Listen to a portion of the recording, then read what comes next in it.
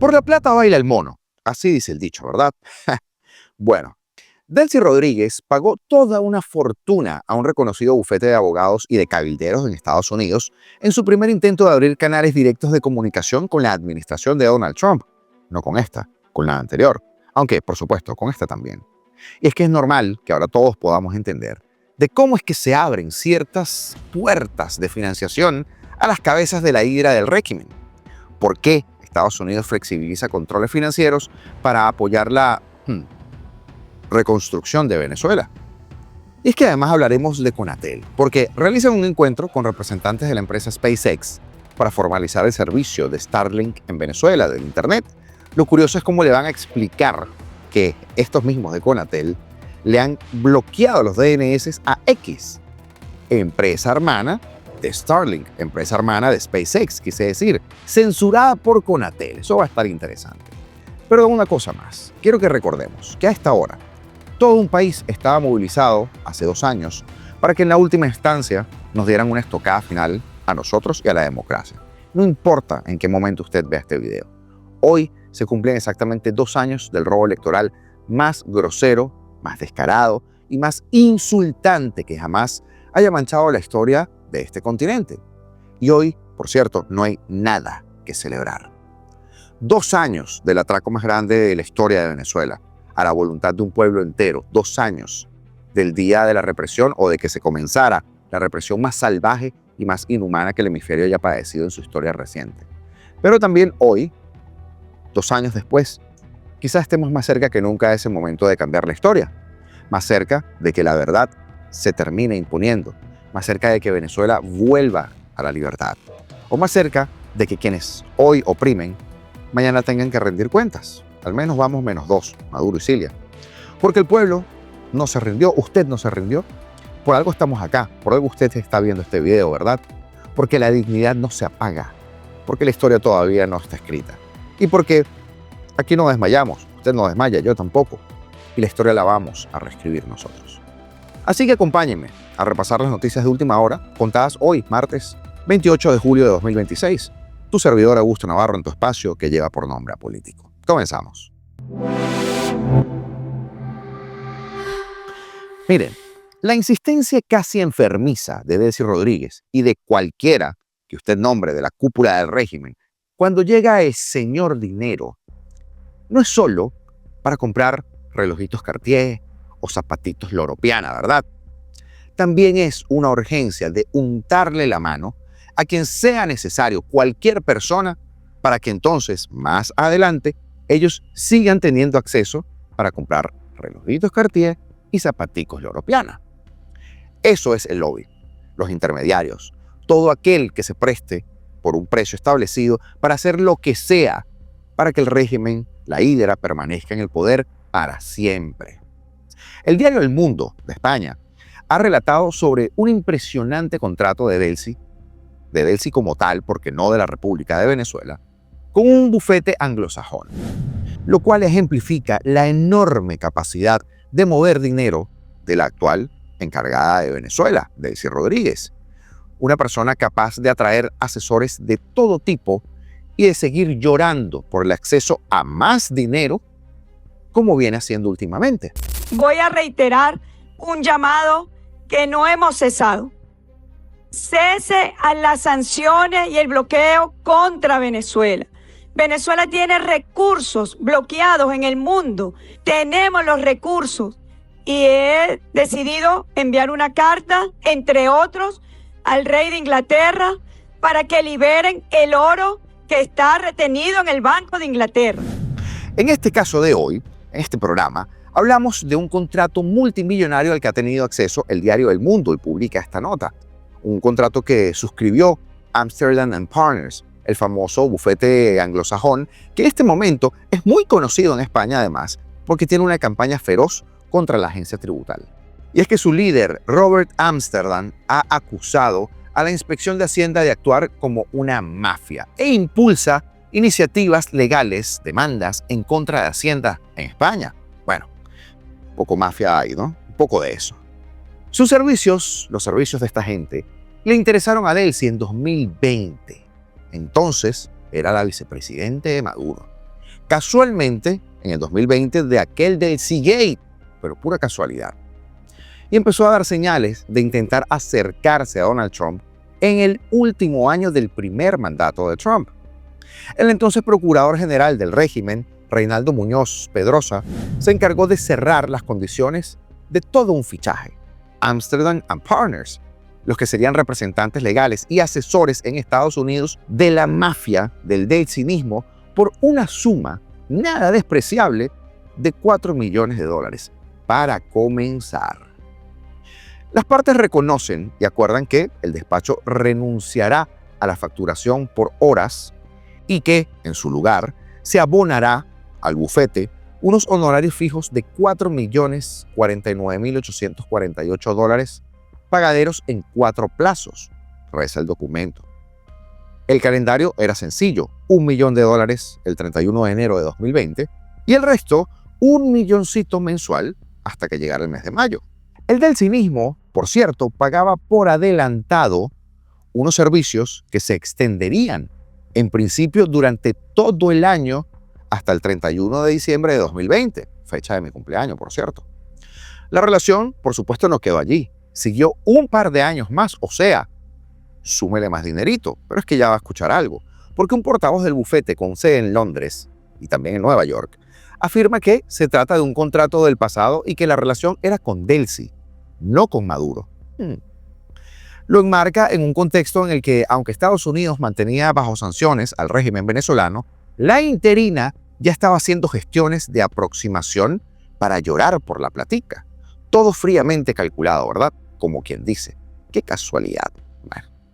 En 2020, o entre 2020 y 2022, durante ese periodo en el que se percibía un acercamiento con Estados Unidos, Venezuela contrató entonces a Amsterdam Partners. Bueno, Venezuela no, el régimen.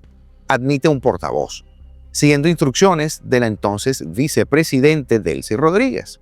El bufete prestó asesoramiento sobre una serie de cuestiones específicas y de cuestiones técnicas que estaban relacionadas con sanciones, agrega además sin dar muchos más detalles. ¿Cuánto se cobró? Cobró $4 millones anuales durante todo el periodo. Amsterdam Partners no niega que esa fue la cifra de 2020, pero declina especificar qué sucedió en los años posteriores. Todo un detallito, ¿verdad? Robert Amsterdam, de hecho, declaró al diario El Mundo el pasado 23 de mayo que hay varias personas que financian mi campaña, o sea, la campaña de este señor en contra de Hacienda de España y de otros orígenes. Pero en ese momento declinó dar nombres. Sin embargo, el bufete desvincula esa actual campaña en contra de la agencia tributaria de aquel trabajo con Caracas y lo presenta como una labor profesional con Delcy Rodríguez, pero no una labor política. Cuidado, que no nos confundamos. Amsterdam fue contratado por Delcy, pese a que firmó en 2009, por ejemplo, un artículo en Washington Post en el que equiparaba a Hugo Chávez con Vladimir Putin por no respetar la ley con violencia. Pero por la plata baila el mono. Toda una muestra de pragmatismo, ¿verdad? Por no decir una palabrota. Toda una muestra de pragmatismo de él y de la encargada del régimen en Venezuela. Y por supuesto, del dineral que se mueve procedente de nuestro petróleo. Pero es que la potencia económica que ha manejado la élite que secuestró el poder en Venezuela ha sido precisamente lo que condujo a que se reabriera el pasado año la investigación sobre los exdirectivos de Plus Ultra, la aerolínea española, investigados inicialmente por blanqueo de fondos de altos cargos chavistas con el rescate de Estado a esta aerolínea por parte de España, pero ha servido para destapar los cobros del expresidente de gobierno José Luis Rodríguez Zapatero a partir de 2020 de la tenebrosa, por decirlo de alguna manera, sociedad creada en aquel año, análisis relevante, y ya me ha escuchado usted a mí con este tema y lo he repetido hasta el cansancio. Todo está conectado. ¿Qué año le dije? 2020, claro. Más allá de Plus Ultra y de otros clientes, el verdadero El Dorado, ¿no? El mito del Dorado de Zapatero y de quien está identificado como su intermediario, Julito Martínez, puede ser precisamente Venezuela, es precisamente Venezuela, según fuentes de la investigación, porque la UDEF apenas ha detectado hasta ahora un contrato del Banco de Desarrollo Económico y Social de Venezuela, BANDES, vaya. Una entidad pública ¿verdad? Con Julito Martínez, a través ¿de qué? De una filial oscura de su empresa alicantina y de la Consulvenza en las Islas Vírgenes.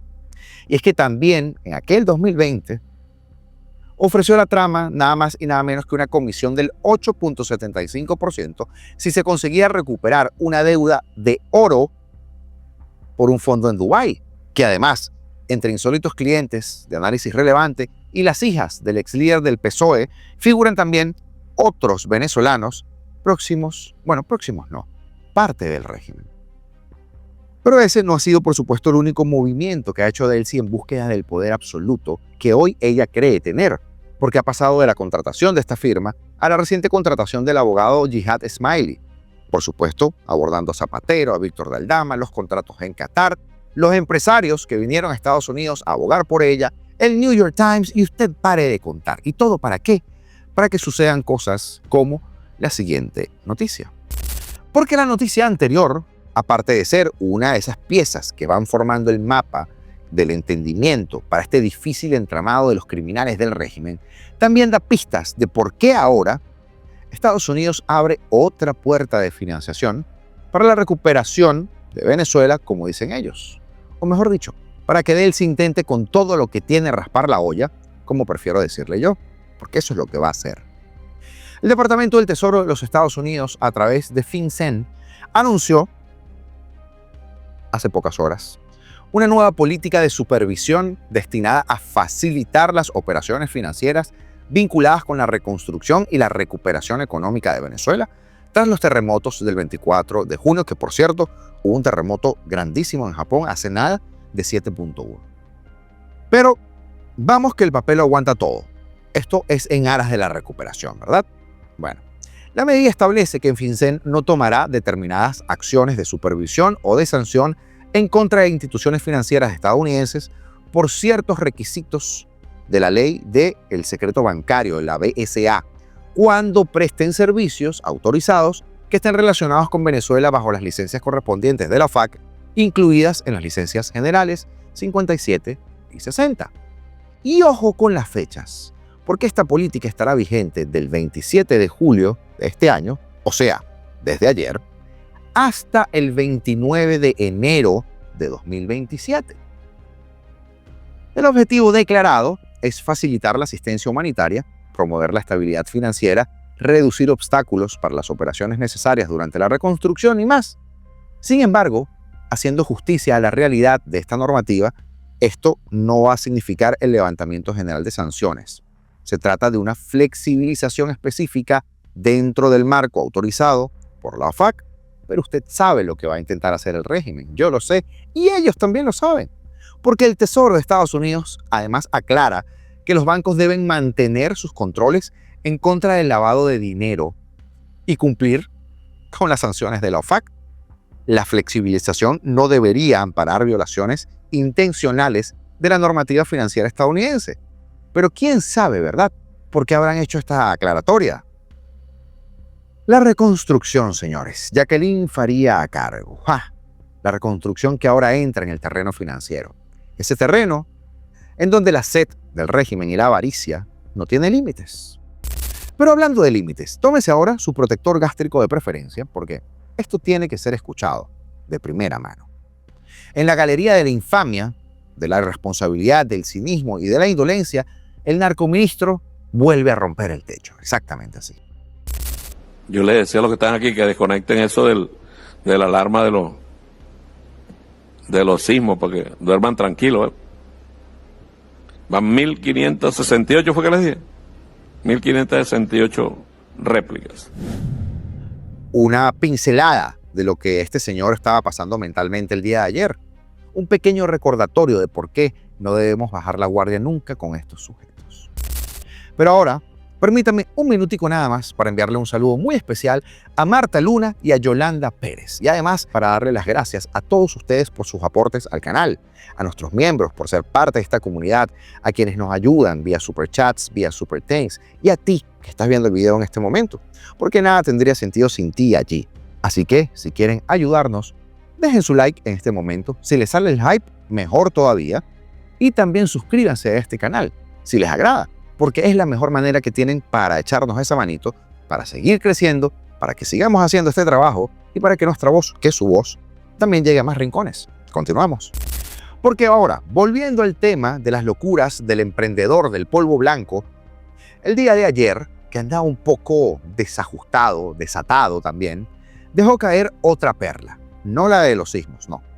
El monstruo Cabello fijó la posición del régimen para la mesa de negociación que inicia el 1 de agosto con este sector encabezado por Dinora Figuera, mientras que la plataforma unitaria exige garantías democráticas y calendario electoral.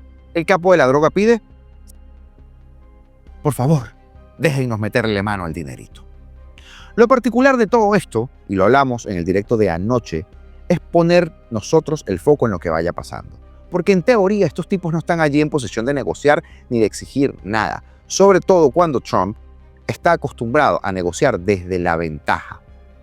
Siempre lo hace así, ya que obviamente detesta perder. Entonces, si se le da una prebendita antes al régimen, un favorcito, eso va a ser muy revelador, quizá más revelador de lo que pudiéramos decir. Porque el sujeto en cuestión dejó caer entonces que el del cinismo pedirá el levantamiento de sanciones en el diálogo que empezará el 1 de agosto entre el Parlamento actual y el legislativo de 2015. Y no se preocupe que no le voy a colocar el segmento, el pedacito de video, para no incurrir en una doble falta. Pero ya comenzaron a exigir desde una posición en la que aparentemente no deberían estar en condiciones para hacerlo. ¿Cómo que darle condiciones a quienes han sido responsables de tantas calamidades? Si se supone que el que tutela tiene un botón que aprieta y pasan cosas. Y es que mientras muestran sus costuras, que es la de lavar dinero, la de seguir enriqueciéndose, por ejemplo, ayer el Observatorio Venezolano de Prisiones denunció el fallecimiento del recluso Luis Felipe Moreno Moreno en manos del régimen, quien se encontraba internado por motivos de salud en el Hospital Universitario Luis Racetti del estado Anzoátegui, tras permanecer bajo custodia en el Centro Penitenciario Agroproductivo de Barcelona. Otro más que se les va al régimen. ¡Oh, casualidad! Desde la ONG, por supuesto, cuestionaron la transformación del sistema carcelario prometido por el régimen, señalando que a casi 3 años de los operativos de intervención en los penales, persisten las muertes por enfermedades que son tratables, por falta de atención médica oportuna y además un grave deterioro de la infraestructura que vulnera la dignidad humana.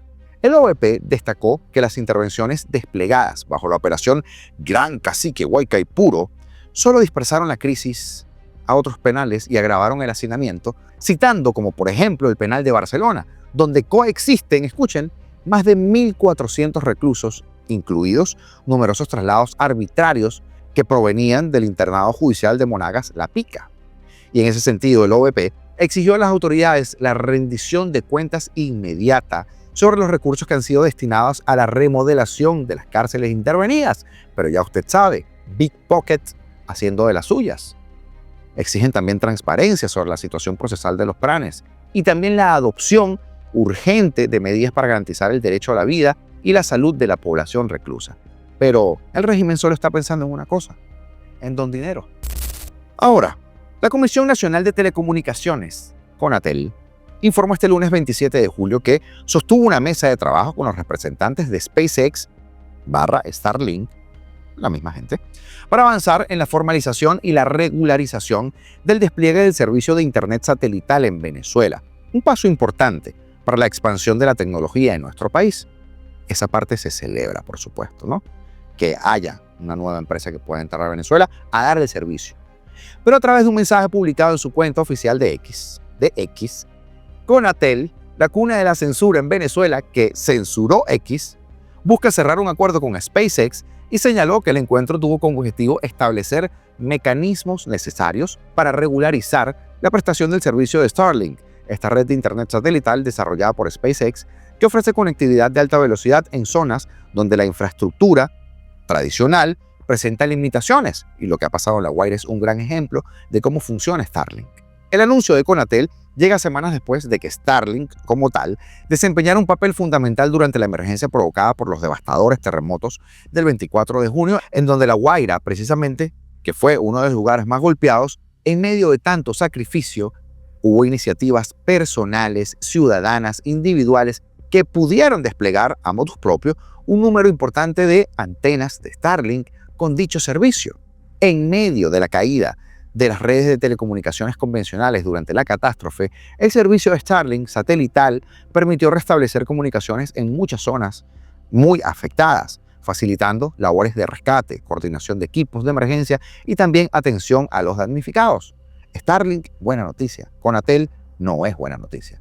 Aunque Conatel no ofreció detalles sobre los acuerdos que alcanzaron, ni tampoco un cronograma para cómo va a regularizar este servicio, esta reunión representa un acercamiento formal entre el ente censurador venezolano y SpaceX para definir el marco operativo de Starlink en el país. De concretarse el proceso, el servicio podría, por supuesto, ampliar la disponibilidad en Venezuela, lo cual es esencial en un país que no tiene nada en este momento, especialmente en regiones remotas o en regiones vulnerables, donde el acceso a Internet, usted sabe, continúa siendo muy limitado. Conatel sostuvo esa mesa de trabajo con estos representantes de SpaceX y de Starlink para formalizar entonces y regularizar el despliegue de este servicio por todo el país, lo cual es una buena noticia. Ahora, a mí me va a parecer muy interesante cuando las santas palomas de Conatel le planteen que tienen que bloquear los DNS de X a los dueños de alguna manera de X, ¿verdad? Otra de las empresas de Elon Musk. Porque el régimen, bueno, no tolera la libertad de expresión. Ay, señores, así está el país. Nos vemos esta noche en el canal de La República. Recuerden, pasamos lista, así que no nos fallen.